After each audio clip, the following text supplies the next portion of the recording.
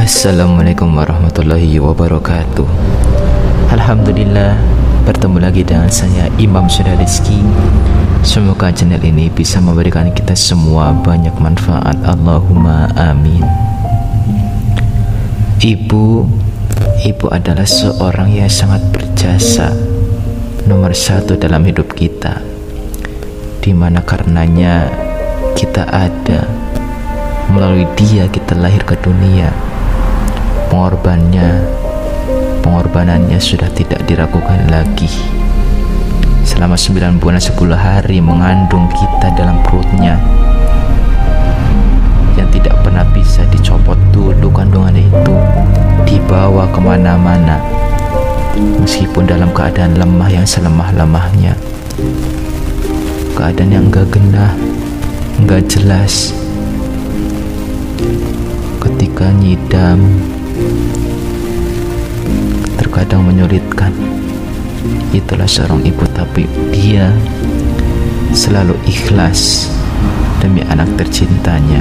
Maka dari itu, hendaknya ketika seorang anak sudah terlahir ke dunia, berbaktilah kepada ibunda dan ayahandanya, karena mereka ada di dunia dan mereka juga orang nomor satu.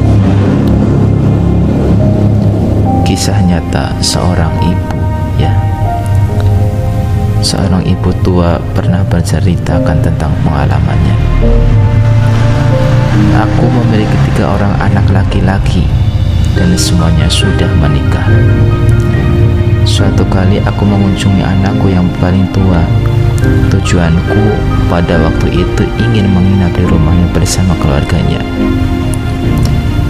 Di pagi hari aku meminta kepada istrinya air untuk berwudu. Lalu aku berwudu kemudian sholat. Air lebih wuduku aku tumpahkan ke atas kasur tempat tidurku semalam. Ketika ia datang mengantarkan sarapan pagi, aku berkata kepadanya, "Ananda, begini kondisi orang tua, ya. Semalam aku ngompol di atas kasur. Maafkan aku ya." Dengan spontan sang mantu, ya, emosi dan marah besar, dan mendengar dikeluarkanlah kata-kata yang kasar. Gimana sih orang tua, bukannya kalau mau buang air kecil pergi kamar kecil dulu, jangan di atas kasur? Mikir gak sih? Ya, keluar berbagai kata-kata yang kasar dan pedas dan jelek meluncur tanpa rem dari mulutnya. Ya, kemudian ia memerintahkanku untuk mencuci dan mengeringkan kembali. Ya sudah, cuci ini kasurnya. Nambah-nambah pekerjaan aja. Cuci. Dan dia juga mengancamku agar tidak melakukan itu lagi, kalau tidak, awas. Aku tahan kemarahanku. Aku bersihkan tempat tidur itu dan aku keringkan kembali. Hari selanjutnya aku pergi ke rumah anakku yang kedua.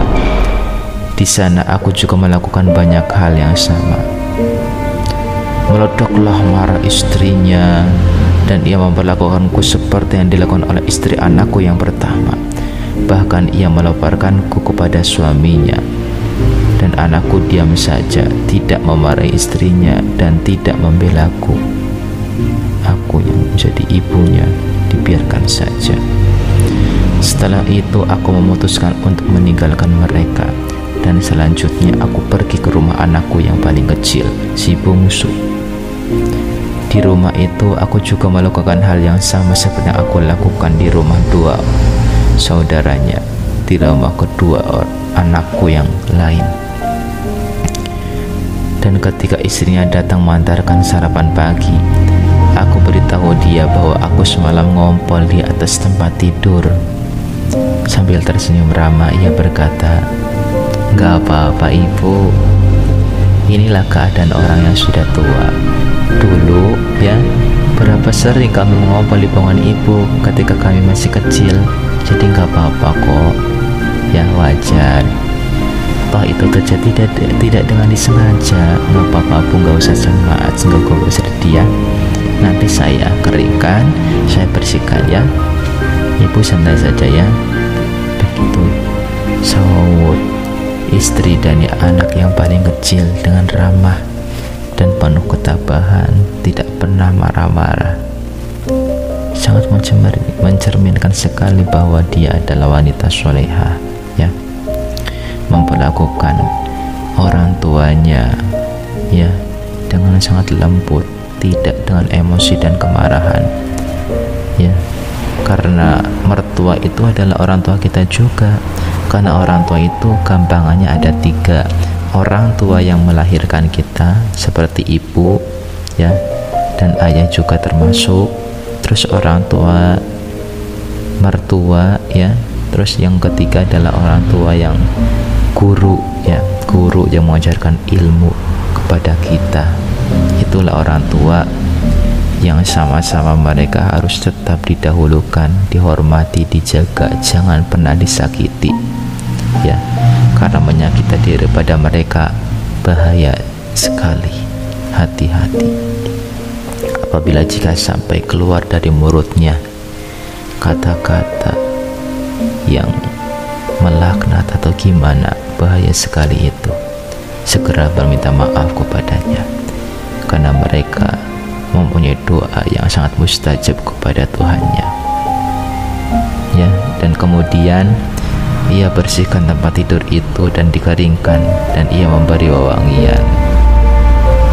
Siang harinya aku pun berkata kepadanya, aku punya seorang teman, ia minta belikan perhiasan emas kepadaku, tapi aku tidak tahu ukurannya berapa. Orangnya persis seperti kamu loh. Tolong ya, berikan kepadaku ukuran tanganmu, wahai mantuku ya. Setelah mendapatkan ukuran yang ia inginkan, orang tua itu pergi ke pasar memberi perhiasan emas yang banyak karena ia punya harta melimpah.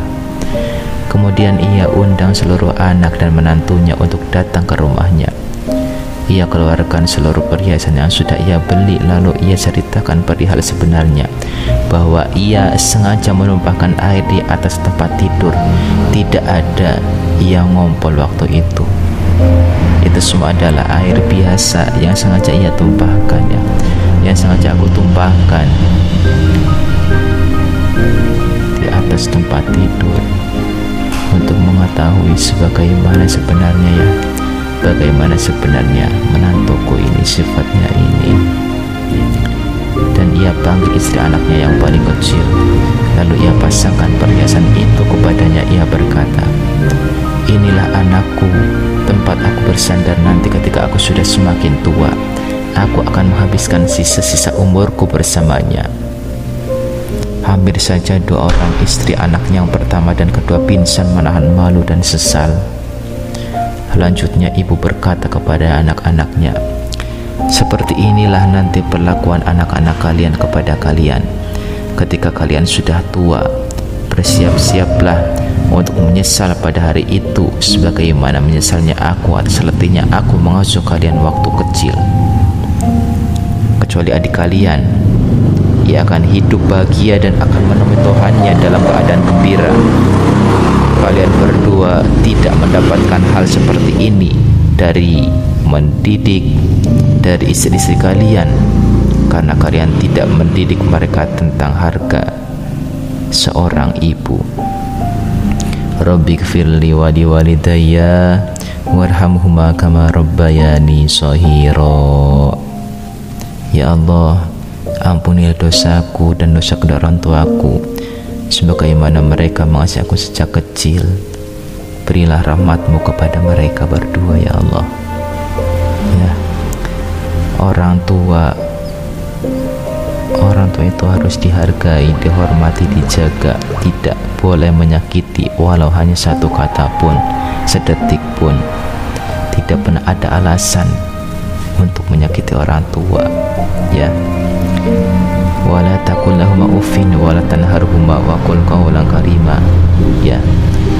Jangankan berkata kasar ya, berkata juga tidak boleh apalagi menyakiti, tapi tetaplah ucapkan sesuatu yang baik, yang indah kepadanya dengan lemah lembut.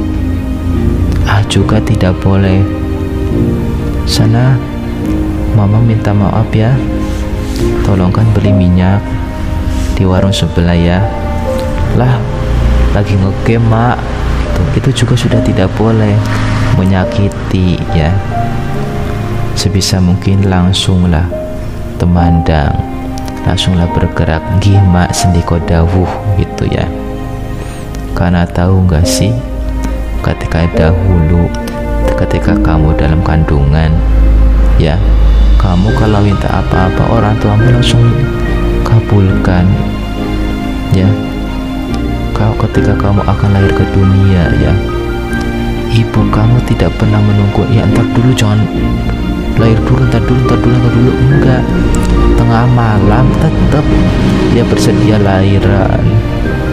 Bapak kamu pergi mengundang bidan, menggunakan sana keluarga untuk saling membantu. Tengah malam loh, lagi anak-anak tidur, kerasa akan lahiran. Bukakan 1, 2, 3, 4, 5. Sakitnya luar biasa ya, ketika seorang wanita melahirkan seorang bayi ya. Ada beberapa yang sobek di bagian untuk mengeluarnya itu, dan rasa sakitnya itu sama seperti 33 dekal. 33 bagian tulangnya itu terpotong-potong ya, ketika seorang wanita melahirkan.